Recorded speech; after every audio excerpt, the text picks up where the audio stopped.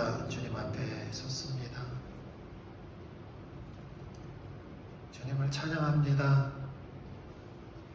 주님을 온전히 예배할 수 있도록 이 시간에 성령님 오셔서 우리를 인도하시고 우리를 새롭게 하심으로 주의 임재 앞에 주의 보좌 앞으로 나아갈 수 있도록 이 시간도 주의 보혈로 덮으시고 주의 영광을 나타내시옵소서.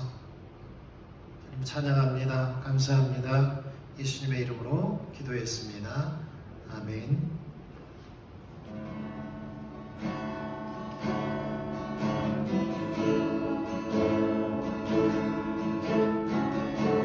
목마른 사슴 목마른 사슴 시냇 물을 찾아 헤매이듯이 내 영혼 주를 찾기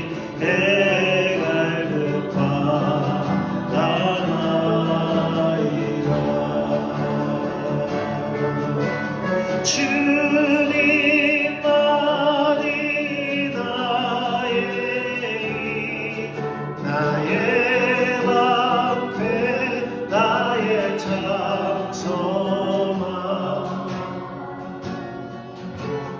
나의 몸 정성 담아 져서 주님 곁에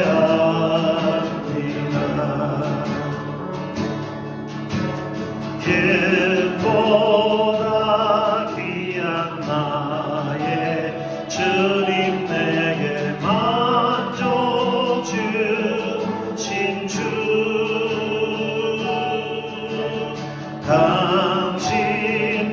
당신만이 나의 기쁨 또한 나의 참 고백 주님만이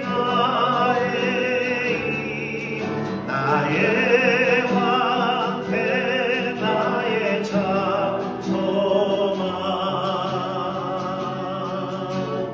나의 몸 다 바쳐서 주님 곁에 합니다. 주님만이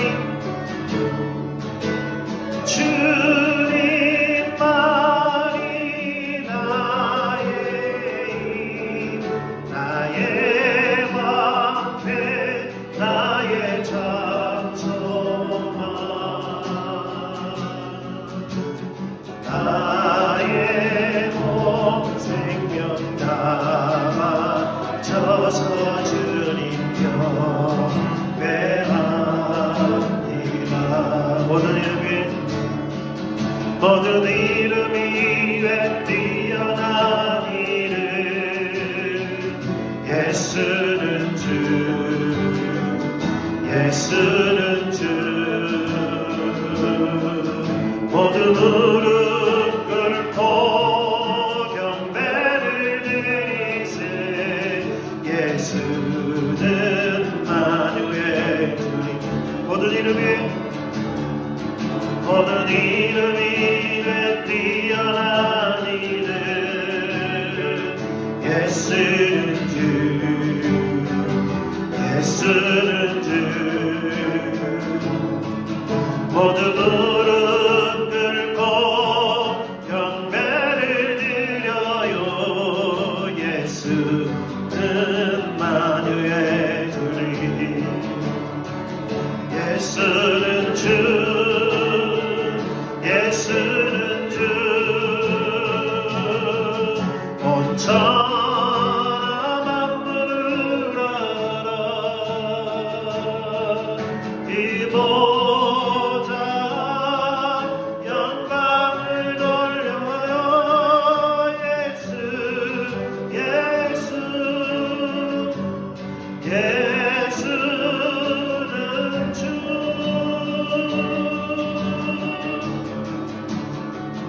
예수는 주,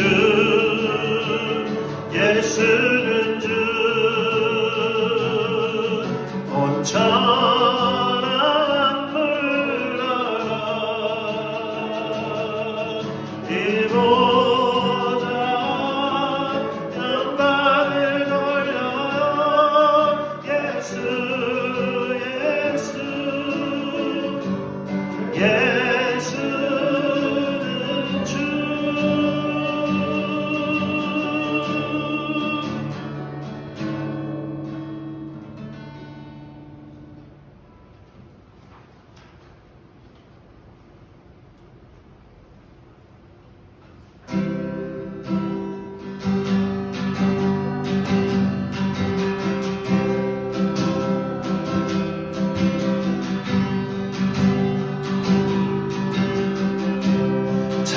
창조의 아버지 주계의 별지사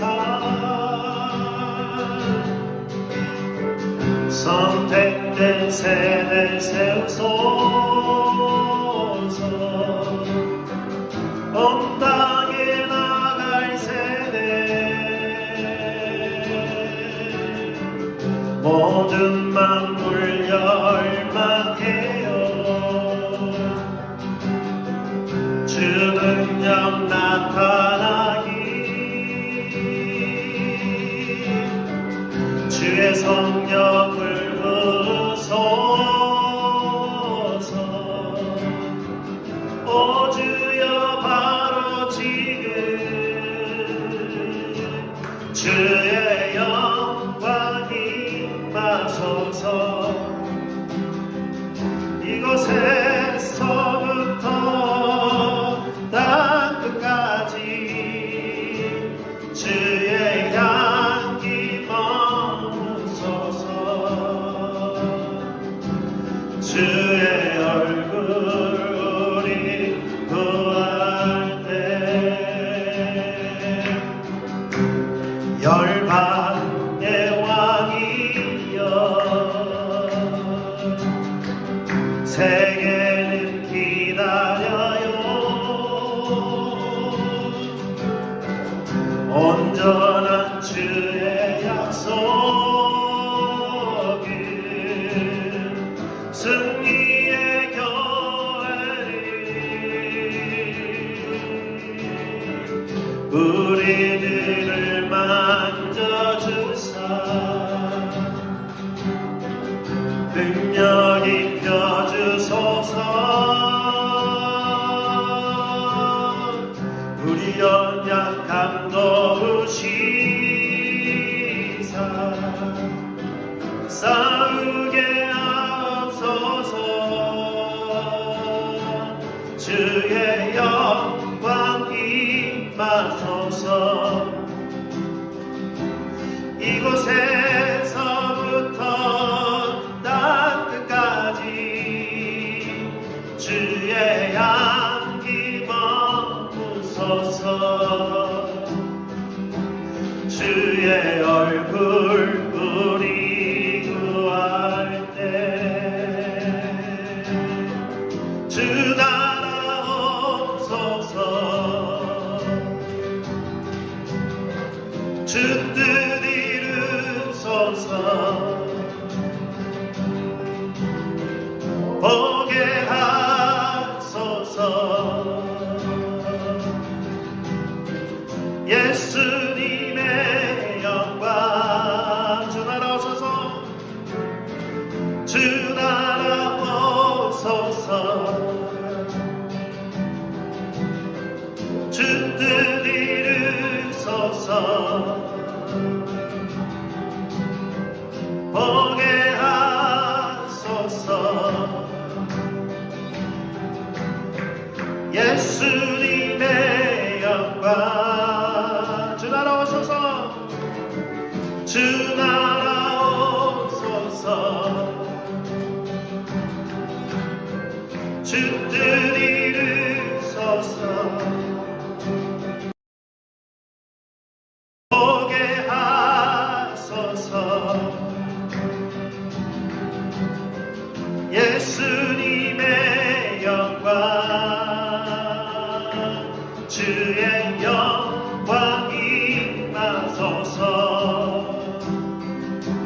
이곳에서부터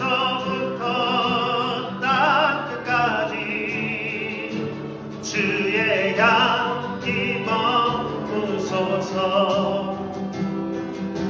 주의 얼굴 우리 구할 때 주의 영광 임하소서.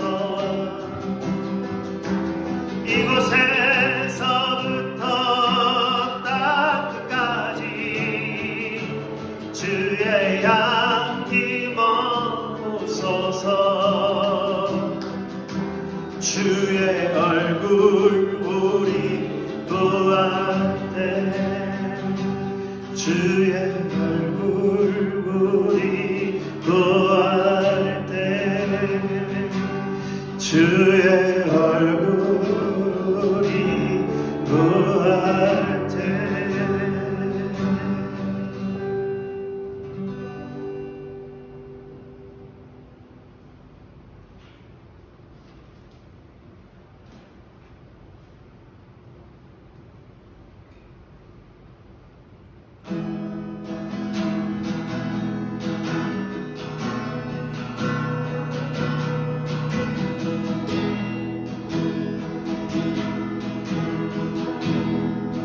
주 같은 분 없어요. 주 대신 한 자도 이 땅 위에 살동안 주만 경배하니라.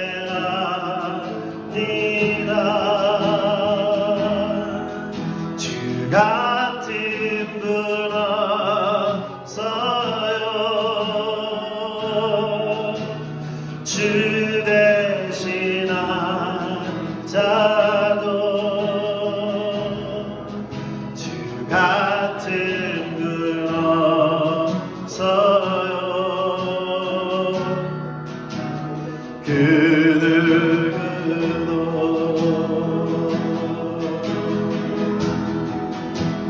나의 하나님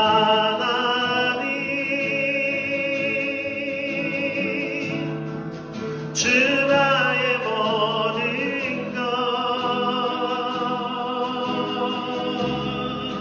주 같은 분 없어요. 그 누구도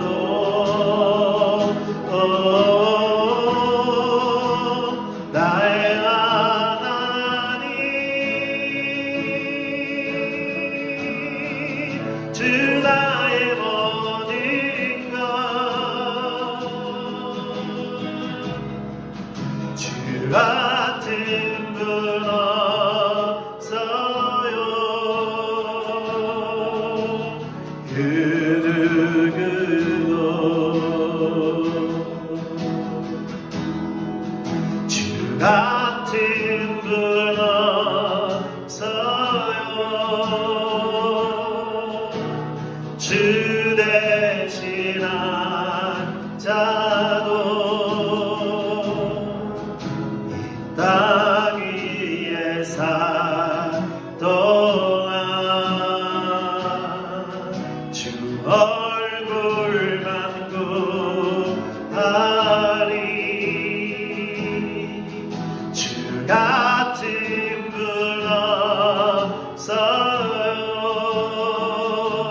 없어요. 주 대신 할 자도 주 같은 분 없어요. 그 누구도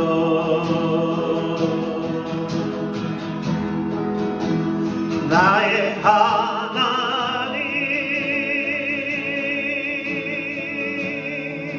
주 나의 모든 것. 주 같은 분 없어요. 그 누구도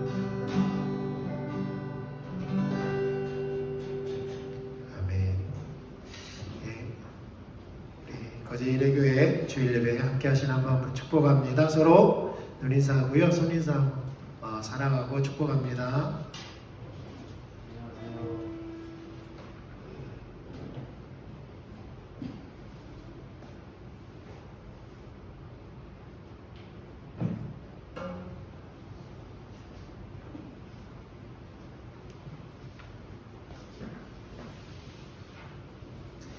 네, 온라인으로 함께하는 일회가정 여러분 축복합니다.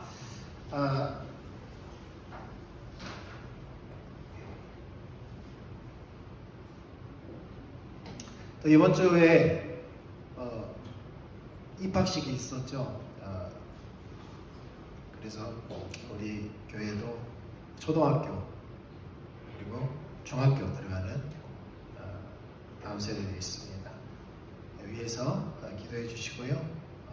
아까 우리가 찬양했듯이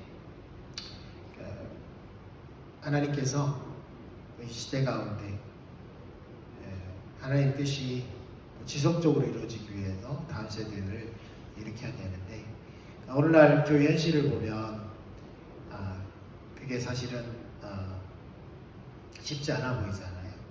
그래서 다음 세대를 위해서 우리가 더 기도하고 하나님 뜻을 이루시라고 이렇게 한 마음으로 그렇게 하나님 앞에 간청하고 이렇게 했으면 좋겠습니다.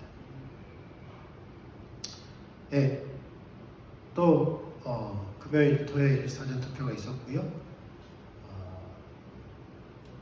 수요일이죠. 본투표가 있습니다. 대선 하나님께서도 이 나라 가운데 하나님께서 하실 일들을 이루어 가시도록 주님의 뜻이 이루어지도록 그런 것 같아요. 각자마다 정치적 성향이 있지만 그게 중요한 게 아니라 하나님 기준에서 또 하나님의 뜻이 이루어져야 되는데 지도자도 중요하지만 더 중요한 게 있어요. 더 중요한 게 뭐냐면 우리입니다. 우리. 하나님은 우리를 세우시기 원합니다. 하나님 진리 가운데, 하나님 말씀 가운데, 하나님 얼굴 구하는 정말 이 시대에 참 신앙으로 그렇게 세워지기를 원하고요. 그렇게 세우기를 원하기 위해서 또 교회를 세우셨습니다. 그러니까 다른 게 다 잘 돼도 하나님의 백성들이 무너지면, 하나님의 교회가 무너지면 아무것도 아무 소용도 없습니다. 더 중요한 것은 그것도 중요하지만 더 중요한 것은 하나님 앞에서 우리가 서는 것이고 교회가 세워지는 것입니다. 그것을 위해서 우리가 더 거기에 초점을 우리가 더 맞출 수 있도록 우리의 마음이 나눠지지 않도록 그렇게 했으면 좋겠습니다. 오늘 기도하고 하나님 말씀 보겠습니다. 주님, 또 귀한 예물 하나님께 드리오니 주님 연락하시옵소서. 하나님께서 이 땅에 주의 자녀들의 필요를 채우시는 좋으신 아버지인 것을 믿습니다. 또한 아버지 하나님, 또 자녀들에게 주신 것들을 통하여서 하나님께서 이루고자 하시는 뜻과 목적을 이루는데 이 물질이 사용되기를 원하오니 하나님께서 연락하시고 주의 영광을 나타내시옵소서. 하나님께서는 우리에게 생명을 주시되 풍성히 주기 원하시는 것을 믿습니다. 주의 자녀들 삶 가운데, 주의 권속들 삶 가운데 주님, 주의 생명이, 주의 평안이 충만하게 넘치게 하시옵소서. 또 새롭게 시작되는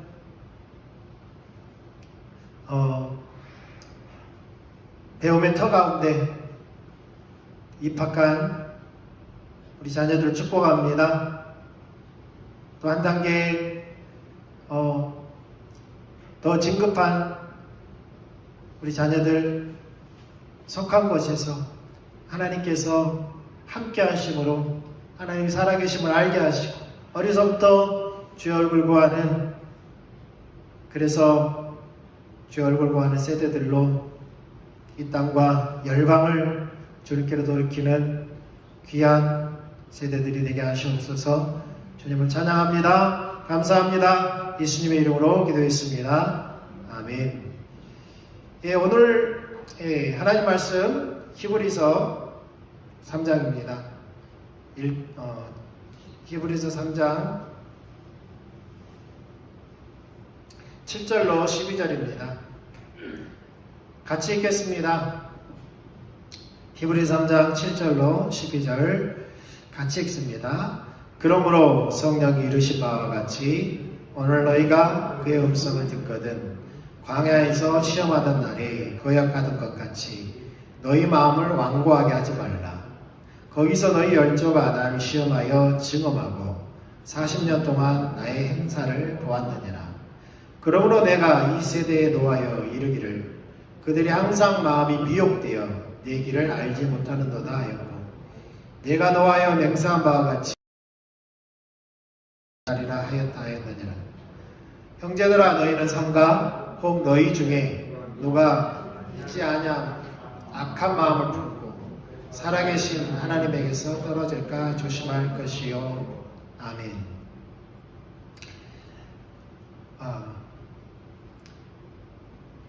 누가 성도들에게 하나님 믿으세요? 라고 묻는다면 좀 이상하게 생각할 거 아니에요. 저 사람이 믿다니까. 옛날에 그랬죠.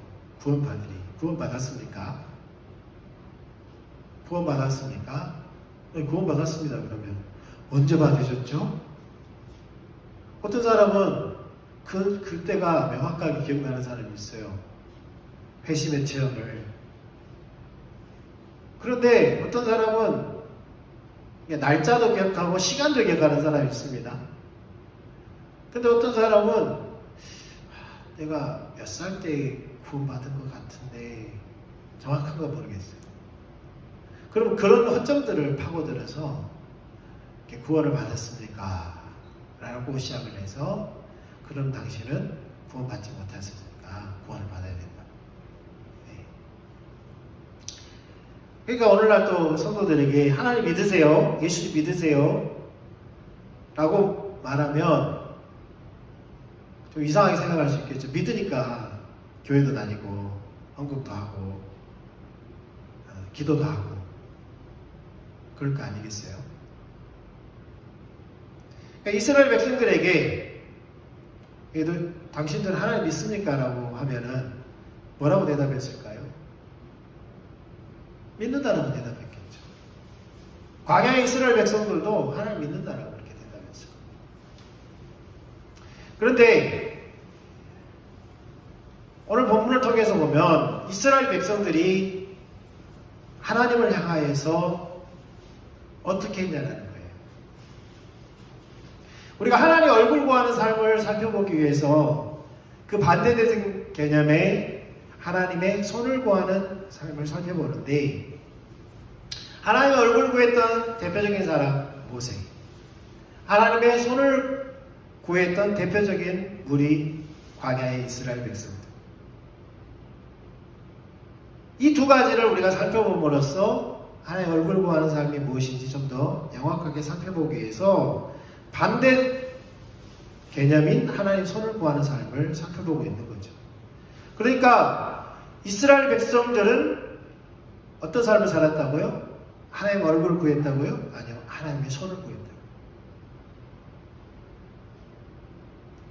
근데 그들에게 물어보면 하나님 믿는다라고 하겠죠. 문제는 그거라는 거죠. 오늘날 우리도 하나님 믿느냐라고 묻으면 하나님 믿는다고 말합니다. 그런데 우리의 신앙이 하나님의 얼굴을 구하는 신앙인지 하나님의 손을 구하는 신앙인지 그것은 다른 문제라는 겁니다. 그래서 오늘은 하나님의 손을 구하는 삶의 특징들을 살펴보려고 합니다. 크게 하나님의 얼굴 구하는 삶의 특징들이 5가지가 있는데, 첫째는 하나님을 근심케, 성경에 보면 분노케 한다라고 말씀하고 있죠.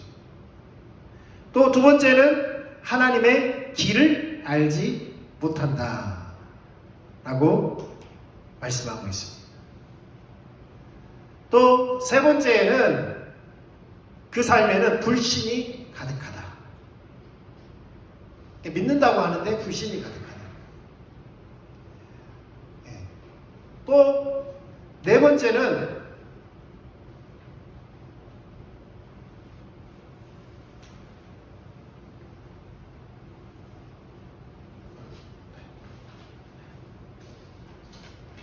요거를 다 가져왔네요. 오늘은 이 세 가지를 살펴볼 건데요. 첫째는 하나님을 근심케 한다는 겁니다. 하나님을 근심케 한다. 저번 주에 우리가 살펴보았던 그 레리 크랩 박사가 말한 나 중심의 잘못된 기도. 그러니까 전형적인 하나님의 손을 구하는 삶의 기도의 모습이 나 중심의 잘못된 기도를 한다고 했죠. 그러니까 이런 신앙생활은 하나님을 근심케 한다는 겁니다. 다른 말로 하면 하나님 분노케 한다는 거죠. 그럼 하나님이 분노해서 바로 막 불을 내리고 심판을 하고 그런 차원에서 말하는 것이 아니라 하나님께서 근심한다는 거예요. 하나님의 자녀들이 잘못된 삶을 살고 있을 때, 잘못된 신앙생활을 하고 있을 때 하나님이 근심한다는 겁니다. 여러분, 우리의 자녀가 잘못된 길로 가는데 마음 편할 부모가 어디 있겠습니까?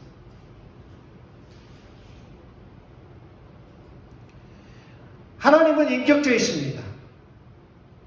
그래서 그분은 근심하십니다. 근심하세요. 우리 차원에서, 그러니까 사람의 그 차원에서 그런 근심이 아닙니다. 단순히 우리가 뭐가 없어서 걱정하고 하는 그런 차원이 아니라는 거예요. 그러니까 하나님의 자녀를 향한 하나님의 사랑의 한 표현인 것입니다.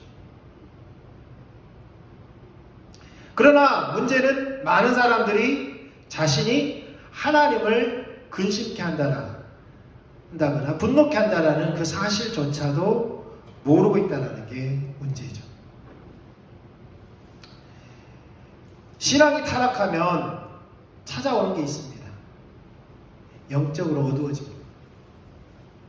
우리가 대표적으로 잘 알고 있는 엘리 제사장이 영적으로 눈이 어두워지니까 그가 올바로 대제사장으로서 제사장들인 자기 자녀들을 올바로 이끌지 못했고요. 이스라엘 백성들을 올바로 이끌지 못했습니다.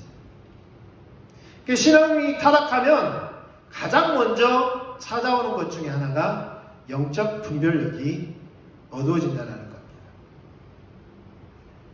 신앙생활을 잘하고 있다고 생각하는 사람들도 자신이 영적 분별력이 어두워져 있다는 사실조차도 모르는 경우가 많습니다. 저 자신도 마찬가지입니다. 그 누구도 예외가 될 수 없습니다. 예수님 시대에 가장 성경적으로 살았다고 하는 바리새인들이 대표적입니다. 바리새인들은 누구보다도 성경을 잘 알았죠.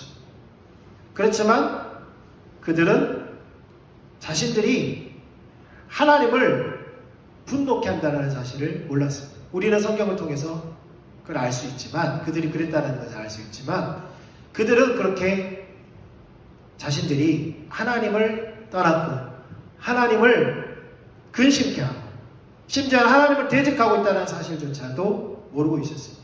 그들이 만약 그걸 알았다면 그렇게 했겠습니까? 당장 돌이켰겠죠. 문제는 모르고 있다는 거예요. 왜냐하면 영적 분별력이 어두워져 있기 때문에. 영적 분별력이라는 것은 하나님의 기준이, 하나님의 말씀, 그 기준이 보통 그렇잖아요.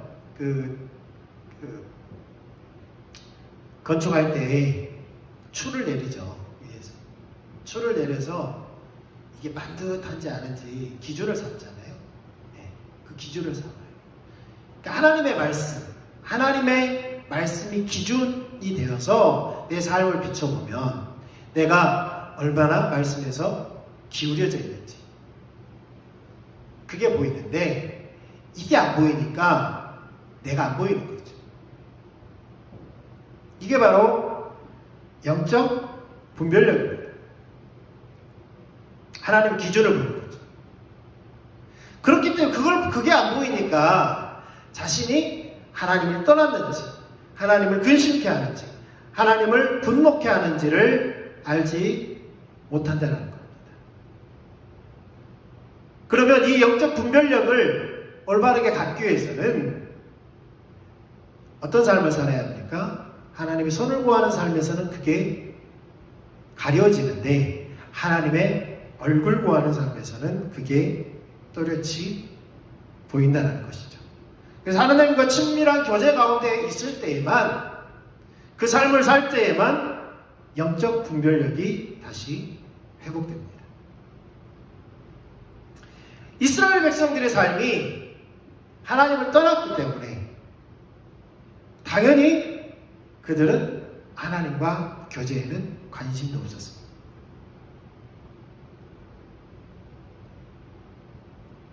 그러니까 올바른 신앙생활이 불가능했던 거고요. 당연히 그 결과로 하나님을 근심케 하고 하나님을 분노케 하는 삶을 살 수밖에 당연한 귀결이었다는 거예요. 여러분, 홍해 앞에 선 이스라엘 백성들을 한번 생각해 보십시오. 만약 우리가 홍해 앞에 선 이스라엘 백성들이라면 어떻게 했습니까? 네. 홍해 앞에 선 이스라엘 백성들이라면 우리가 어떤 반응을 보였겠냐는 거예요. 당연히 우리가 리더를 찾아가겠죠. 지도자를 찾아가겠죠. 아니, 어떻게 하려고 그러느냐. 아니, 하나 좀 똑바로 우리를 인도해 주지. 예? 어디 빠져나갈 어떤 길도 없이 막다른 바다로 우리를 인도하면 어떡하느냐. 당연히 그렇게 합리적인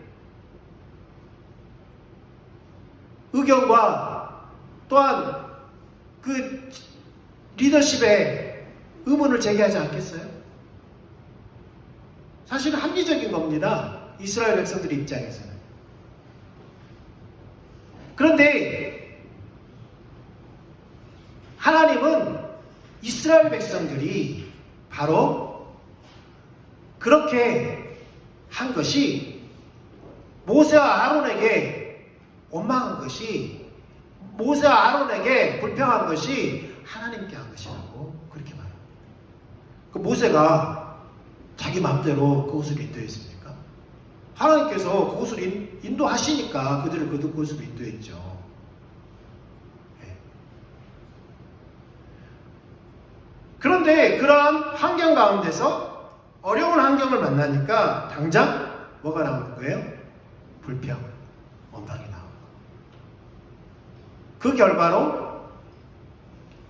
그것을 하나님은 분노케 한 것이다. 분노케 한 것이다. 라고 말씀하고 있는 거죠.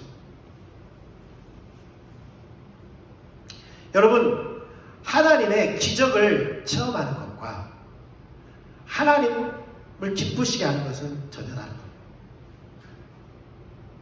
그래서 그들이 원망 가운데 하나님께 부르짖었죠. 하나님 들으셨습니까? 안 들으셨습니까? 들으셨어요. 그리고 그 기도에 죽자 살자 매달린 그 부르짖음에 하나님은 응답하셨어요. 야, 네가 나를 안 믿어? 그러면서 하나님께서 그들을 그 자리에서 멸하신 것이 아니라 하나님께서는 모세를 통하여서 홍해를 가르게 하시고 건너게 하셨어요. 그 위기 가운데서 하나님 구원하셨어요. 그러면 그럴 거 아니에요. 야, 그래, 어려울 때는 통성기도가 최고야. 울부짖어야지, 매달려야지. 그게 틀린 말은 아닌데요. 그게 옳은 말도 아닙니다. 성경은 뭐라고 말씀합니까? 하나님은 뭐라고 말씀합니까? 오늘 본문에도 나오지만 그들이 나를 시험했다는 말. 하나님께서 이스라엘 백성들을 왜 광야로 인도하셨어요? 신명기 8장에 보면 그들을 낮추시고 그들을 시험하여 테스트했어요. 네. 믿음으로 살게 하시고 하나님의 입에서 나오는 모든 말씀을 살게 하려 함이라. 그 이유를 정확하게 말씀하셨어요. 그런데 그렇게 하지 않고 어떻게 했다라는 거예요? 하나님께 원망하고 성경은 하나님을 시험하고 하나님을 분노케 했다라고 말씀하고 있는 거예요. 하나님께서 이스라엘 백성들을 테스트해서 그들을 하나님의 백성답게 만들어서 광야에서 그 작업을 통해서 훈련해서 가나안 땅에 들여서 가나안 땅에서 제사장 날의 역할을 감당함으로 열방이 하나님께 돌아오게 하는 그 목적을 가지고 홍해를 지나게 하시고 광야를 지나게 하시는데 이스라엘 백성들은 전혀 하나님의 그 목적, 그 의중을 전혀 알지 못하고 거기에 관심도 없었어요. 미리 말씀드리지만 가데스 바네아까지 하나님께서 딱 한 번이라도 믿음으로 반응했다면 그들이 가데스 바네아에서 가나안 땅으로 들어갈 수 있었습니다. 1년 만에 가데스 바네아에 오잖아요. 들어갈 수 있었어요. 그런데 성경에 보면 그들이 민수기에 보면 10번을 하나님 시험했대요. 하나님께서 10번의 기회를 주셨어요.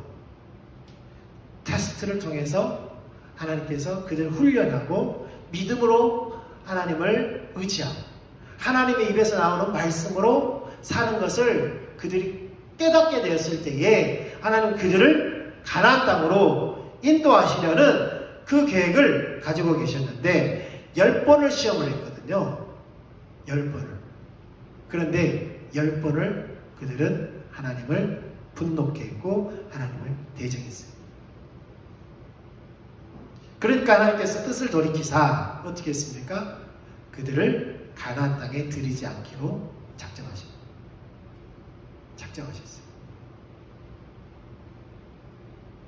그래서 고린도전 10장에 보면 그들을 멸망케 했다고 그랬어요.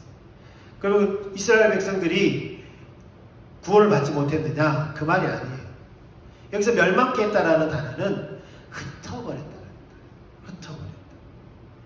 그러니까 우리가 구원을 받은 사람이 구원이 취소될 수 있느냐?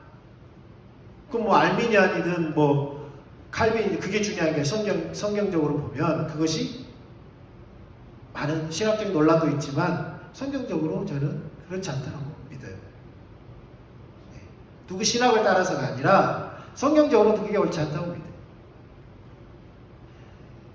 그러니까 이스라엘 백성들을 통하여서 뭐라고 하셨어요? 하나님께서 그 시대에 이스라엘 백성들을 구원하셔서 제사장 나라 삼아서 그들을 가나안 땅으로 들이셔서 열방이 그들을 통하여서 하나님께 돌아오는 그 하나님의 뜻과 목적, 그것이 적어도 출애굽 1세대를 통하여서는 이루지 않겠다는 하나님의 결정이었다.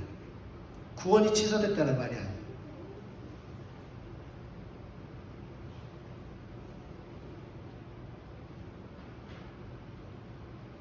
그래서 40년 동안 뭘 하십니까? 하나님께서 다음 세대들을 준비시킵니다. 40년 동안 다음 세대들을 준비시키셔서 그들이 어떻게 반응합니까? 요단강 앞에서 그들은 단번에 믿음으로 반응합니다.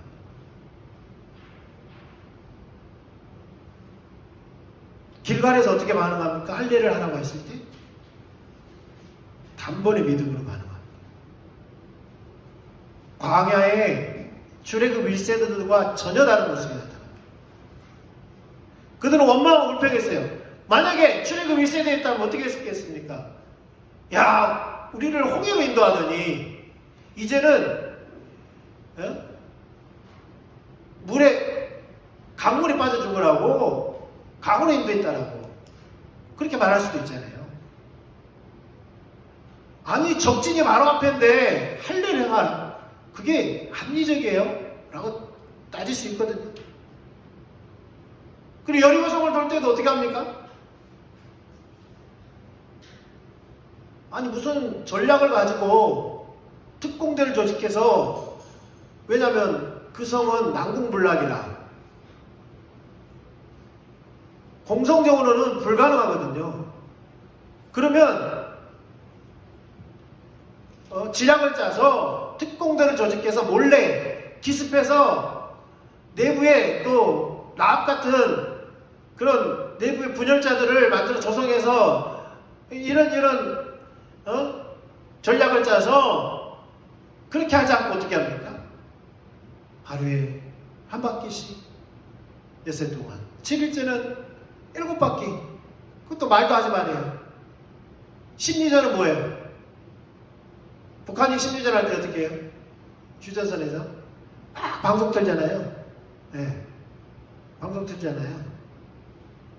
그러면 7바퀴 돌면서 7일 동안 돌면서 뭐 해야 돼요? 막 말을 해서 심리전을 해야 되잖아요. 근데 그것도 못하게 해요. 적으로는 어떻게 보면 전혀 안 맞는 거죠. 그런데 그렇게 하라고 했어요. 근데 그렇게 했어요.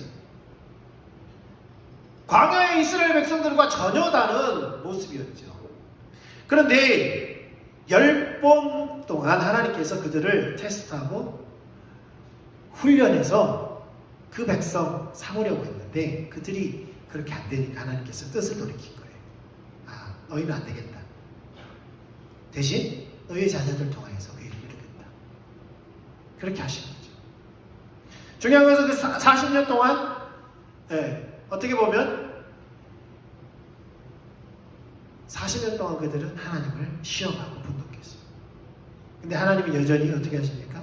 40년 동안 만나를 내려주세요. 하나님이 여전히 그들의 공급자가 되셔서 물을 내어주셨고요. 그들이 불평해도 만나 매출하게 주셨고요. 40년 동안 신발이 떨어지지 않게 했고요. 40년 동안 옷이 낡아지지 않게 하셨어요.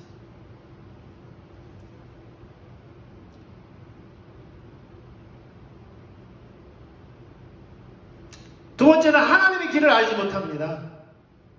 오늘 본문에도 보면 이런 말씀이 있죠. 10절에 보면 그러므로 내가 이 세대에 노하여 이르기를 그들이 항상 마음이 미혹되어 내 길을 알지 못하는도다 하였고, 지금 자기들이 어디로 가는지 모르는 사람이 있었어요? 자신들이 어디로 지금 목적지가 가나안 땅인지 모르는 사람이 있었습니까? 아무도 없었습니다. 그럼 하나님께서 지금 이스라엘 백성들이 광야에서 그 백성들이 나의 길을 알지 못했다고 하는 것이 무슨 의미냐는 거예요. 그 말은 하나님께서 그들을 어디로 인도하는지, 하나님의 뜻과 목적이 무엇인지, 하나님의 의중이 무엇인지, 어떻게 그 자리에 가게 하는지 그 길을 몰랐다는 거예요. 왜요? 그것에 관심이 없었기 때문에.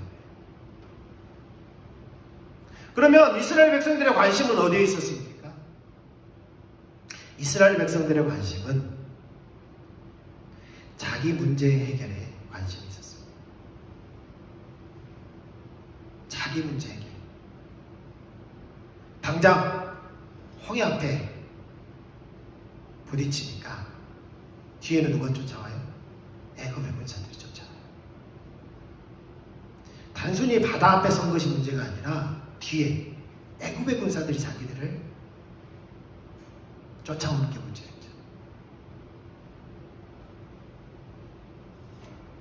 그래서 그 문제 해결해 달라고 하나님 앞에 운명하는 거예요.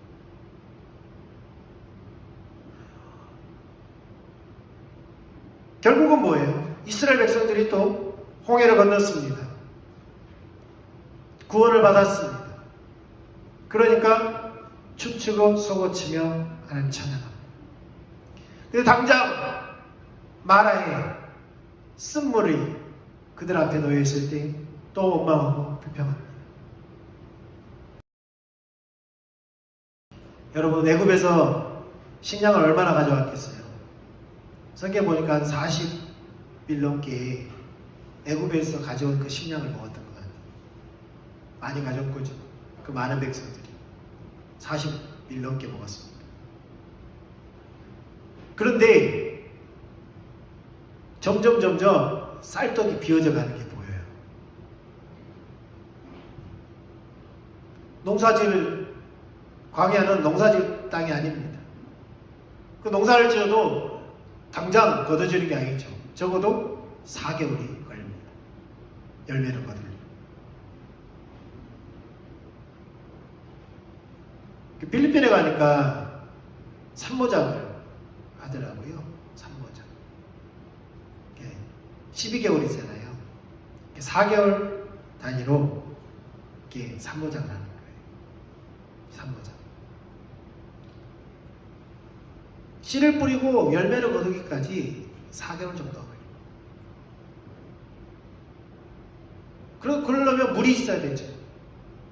마시는 물도 없는데요. 점점 이를테면 쌀떡이 점점 쌀이 줄어져 가고 있어요. 식량이 줄어져 가고 있어요. 그럼 어떻게 하겠어요? 당장 안살림부터 여자들이 어떻게 할 거냐고 불평하기 시작하겠죠. 기다려봐. 무슨 저기가 있겠지. 큰 소리를 쳐놨지만 계속할 수가 없습니다. 이제 점점 바닥이 보이니까 원망하고 불평하는 거예요. 이제 남자들도 나서서 지도자를 찾아가는 거예요. 하나님께서 어떻게 합니까? 만나를 내리십니다. 쓴물을 바꿔놓으시고 달게 바꿔놓으시고 만나도 내리시고 또 고기 없다고 불평하니까 고기도 주시고. 여러분, 이런 것들이 그들이 무엇에 의존했다는 거예요? 환경에 의존했다는 거예요. 환경이 잘 풀리면 할렐루야 하고 환경이 어려워지면 어떻게 해요? 원망하고 불평했다. 결국은 우리의 신앙은 어떠냐는 거죠. 이스라엘 백성들은 환경에 의존하는 삶을 살았습니다.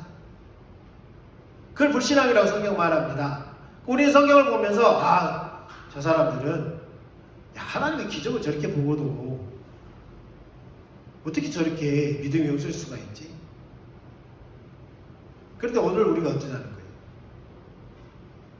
우리도 환경에 따라서 흔들리는 믿음은 아닙니까?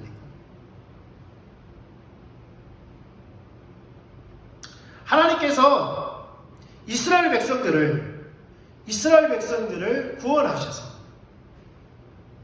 그들을 통하여서 하나님의 백성 삼고 제사장 나라 삼아서 열방이 하나님께 돌아오는 그 통로로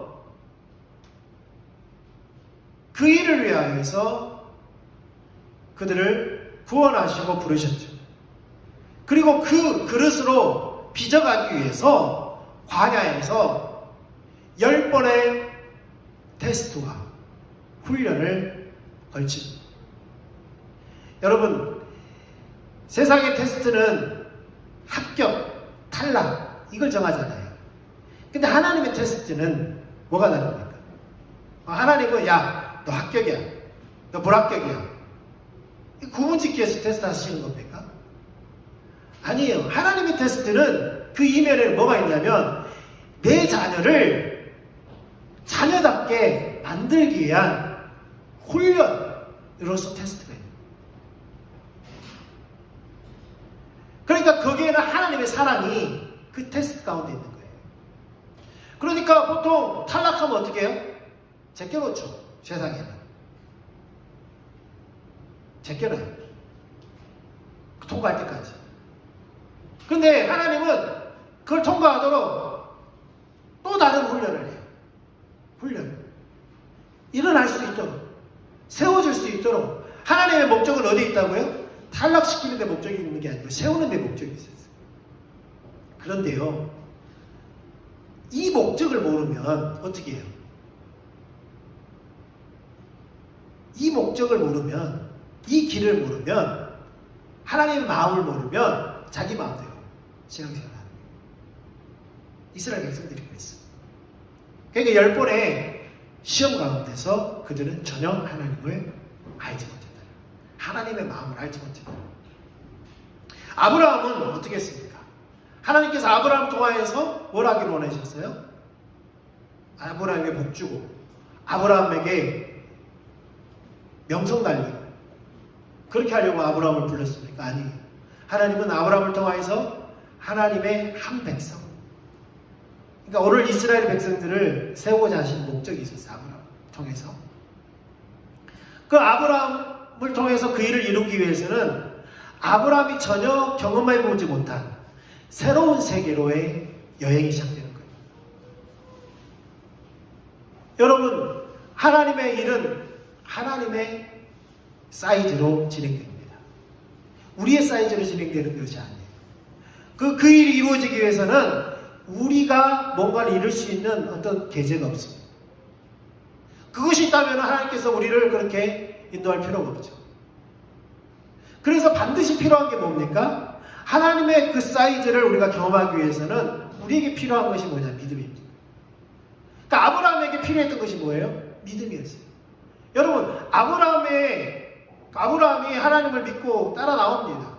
그런데 어떻게 해요? 따라 나오는 데까지는 그렇게 순종을 했어요. 그런데 당장 가뭄이 되니까 어디로 갑니까? 애굽으로 갑니다. 애굽으로 가서 또 뭐예요? 자기 아내를 누이라고 속이고 그렇게 하잖아요.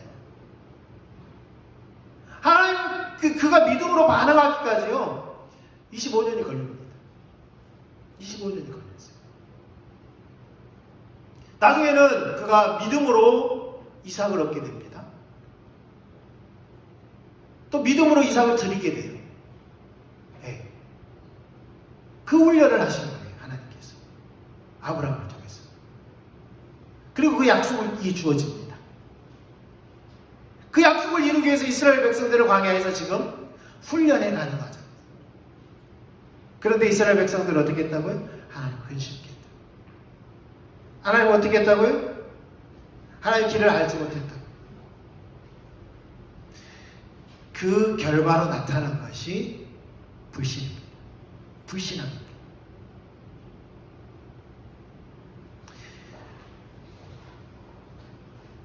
우리 좀 기도했으면 좋겠습니다.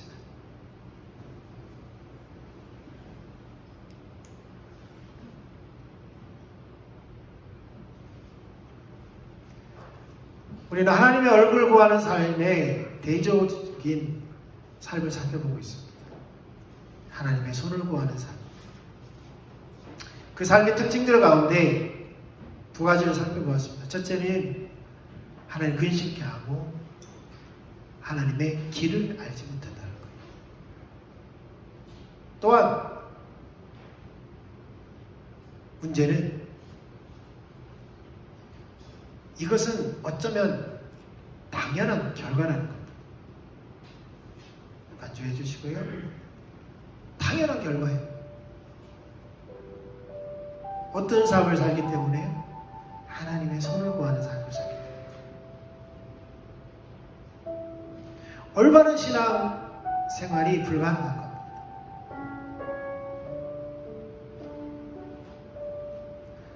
지금 우리가 살펴보는 것은 이스라엘 백성들이 그랬어.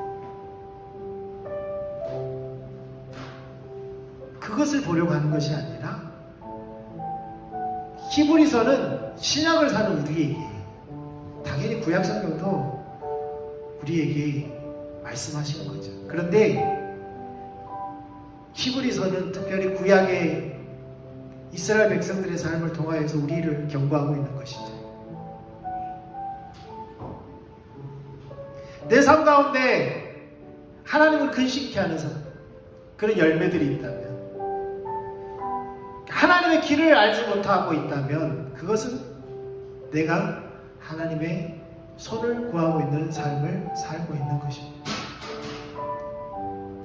우리는 이것을 보아야, 내 자신이 그걸 보아야 되고요, 우리가 그것을 보아야 되고요, 이 땅의 성도들이, 교회들이 이것을 보아야 어디로 돌아갈지 알게 됩니다. 이것을 보기 위해서는 반드시 우리가 하나님의 얼굴 구하는 삶을 살아야 돼요. 하나님의 친밀한 교제 가운데 있어야 합니다.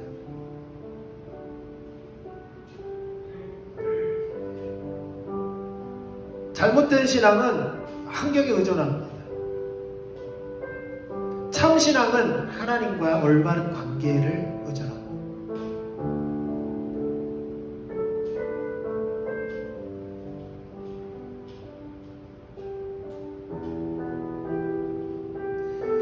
송명희 시인이 이렇게 나라는 그 시를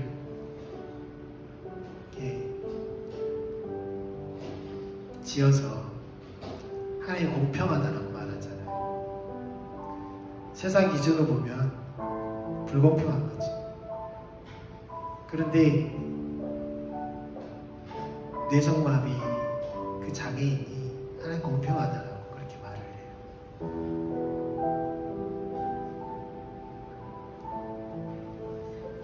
그는 적어도 하나님 어떤 분인지 알게 되었을 때에 더 이상 그의 환경이 그의 신앙을 좌지우지 하지 않았다는 거예요. 만약에 환경이 우리를 좌지우지하고 있다면 우리가 하나님과의 관계에 문제가 있는 것이죠. 주님, 우리를 긍휼히 여겨주십시오. 우리를 불쌍히 여겨주십시오. 제가 하나님을 모르고 하나님의 길을 모르고 여전히 하나님의 손을 구하고 있지 않습니까? 하나님의 능력만을 기대하고 있지는 않습니까?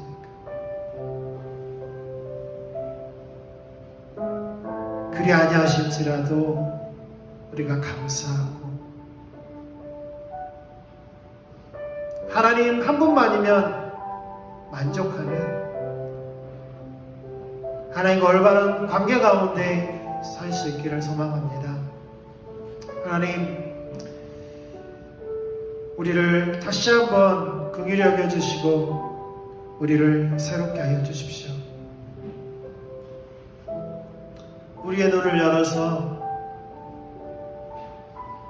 하나님을 보게 하시옵소서. 하나님의 마음을 알게 하시옵소서.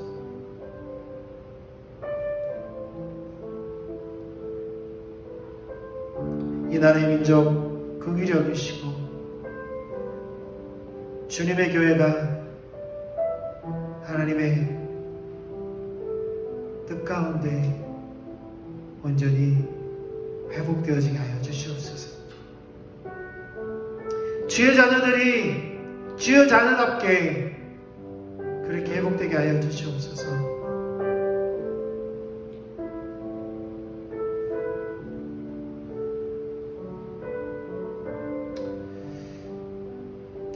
이제는 우리 주 예수 그리스도의 한량없으신 은혜와 하나님 아버지의 크신 사랑과 성령님의 교통하시는 그 은혜가 이제부터 영원토록 함께 계시기를 예수님의 이름으로 축원합니다.